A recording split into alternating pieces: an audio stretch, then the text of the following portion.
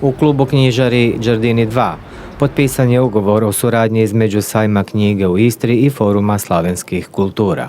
Ugovor o suradnji službeno su potpisale Andreja Richter, direktorica Foruma slavenskih kultura, i Magdalena Vodopija, direktorica Pulskog sajma.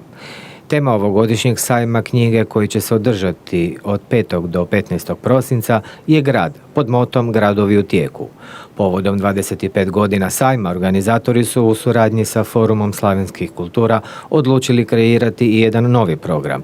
Riječ je o programu Slavenski Đardin, u okviru kojega će se svakog prosinca na sajmu okupiti pisci slavenskih književnosti. Slavenski Đardin, željelo se sa tim Đardin, sa tom našim lokalizmom dati do znanja da to stvaramo u Istri, da stvaramo u svom prostoru, da u stvari u nekom našem imaginarnom vrtu želimo prikazati slavenske autore. Direktorica Foruma slavenskih kultura istaknula je kako njihova međunarodna neprofitna zaklada povezuje više od 300 milijuna Slavena u 13 slavenskih država.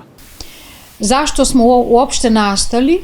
Zato jer smo davne godine, 15 godina nazad ili 16 i 17 godina nazad, ugotovili da se baš dobro ne poznajemo. Možda da se poznamo u bivšoj Jugoslaviji, ali i tako bili su među nama ovi mostovi prekinuti. Ali nismo ništa znali šta rade u Poljskoj, šta rade u Ukrajini, šta se radi u Češkoj, Slovačkoj i tako dalje. Zato smo rekli, eto, kultura i edukacija, to su nam područja i znanost, to su nam područja sa kojim možemo da gradimo nove mostove. Prvo izdanje programa Slavenski Đardin biti će usmjereno na rusku književnost. Prvi Đardin otvorit će izložba fotografija Ruska jutra Jože Suhadolika, koja će se održati u Pulskoj gradskoj galeriji. Na sajmu će se predstaviti suvremeni ruski pisci. Pred nama su posve drugačiji književnici, posve drugačiji naraštaj.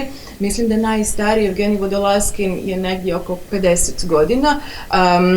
Drugi, a to je Guzel Jahina i Sergej Ljebjedev, su znatno mlađi. Ne mislim da je to slučajno, mislim da je to itekako važno. Velika mi je želja vidjeti tu promijenjenu sliku Rusije i tu promijenjenu sliku zapravo ruske književnosti.